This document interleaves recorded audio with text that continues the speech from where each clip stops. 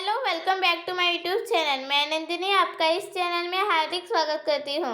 आज मैं आपको क्लास 8 का सब्जेक्ट हिंदी चैप्टर 11 पद, इसे लिखा है कबीरदास जी ने। उनका जन्म सन 1398 ईस्वी में, निधन 1518 ईस्वी लगभग।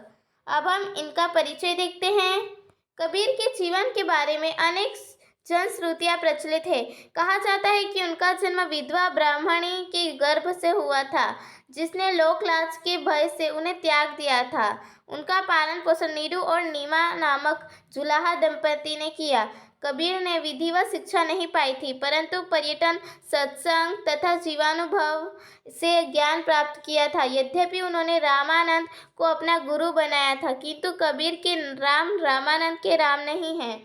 कबीर पंथियों के अनुसार बीजक कबीर का एकमात्र प्रामाणिक ग्रंथ है। साखी, सबद और रमैनी इसके 3 भाग हैं।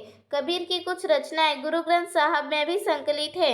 कबीर ग्रंथावली में उनकी रचना उपलब्ध है। राम और रहीम की एकता में विश्वास रखने वाले कबीर ने ईश्वर के नाम पर चलने वाले इस तरह के पाखंड, भेदभाव तथा कर्मकांड का खंडन किया। कबीर की भाषा की सहजता ही उसकी काव्यात्मकता की शक्ति है। पहले पद में कबीर ने मनुष्य की ईश्वर की तलाश में बाहर भटकने के बजाय उसे अपने भीतर में खोजने को कहा है। इसमें पहले पद में यह कहा गया है कि ईश्वर को बाहर नहीं खोजना चाहिए, उसको अपने अंदर ही खोजो। दूसरे पद में कबीर कहते हैं कि सभी मनुष्य समान हैं। जाति पाति उच्च नीच का भेद मिथ्या है, क्योंकि एक ही ईश्वर सभी में व्याप्त है।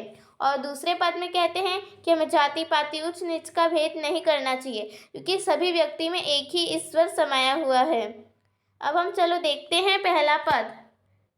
मोको कहाँ ढूंढे बंदे मैं तो तेरे पास में, ना में देवल ना में मस्जिद ना काबे कैलाश में, ना तो कोने क्रिया कर्म में नहीं योग बैराग में, खोजी होई तो तुरते मिलहो परब्रह्म की तलाश में, कहे कबीर सुनो भाई साधो सब श्वासों की श्वास में। इसका अर्थ है, कबीरदास जी ईश्वर की तलाश में भटकने वालों से कहते हैं कि ईश्वर तो सबके पास ही है, लोग अज्ञानवश उसे इधर उधर खोजते रहते हैं। न तो ईश्वर किसी मंदिर मस्जिद में है, न ही काबा तथा कैलाश में है। लोग ईश्वर को प्राप्त करने के लिए अनेक प्रकार के कर्म कांड तथा योग बैराग करते हैं। खोजने वाला यदि सच्चे मन से ईश्वर की तलाश करे तो वह उसे तुरंत ही प्राप्त कर सकता है। कबीरदास जी कहते हैं कि ईश्वर तो सभी प्राणियों में निवास करता है। अब दूसरा पद।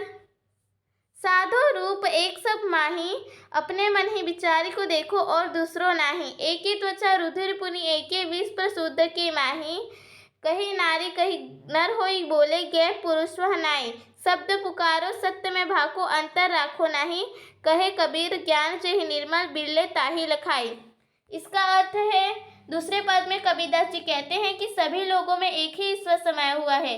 लोग अपने मन में विचार कर देखें तो उन्हें पता चलेगा कि सब में एक ही ईश्वर निवास करता है। ब्राह्मण और शूद्र की त्वचा और उनका रक्त एक ही होता है। एक ही ईश्वर कहीं पुरुष का तो कहीं नारी का रूप धारण करता है। ईश्वर कोई अद्भुत पुरुष नहीं है। मैं यह सत्य बात जोर देकर कहता हूँ, इसे मैं अपने मन में नहीं रख रहा हूँ।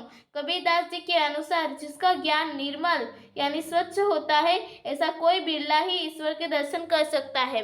अब मैं आपको इसके शब्दार्थ टिप्पणी सिखाऊंगी।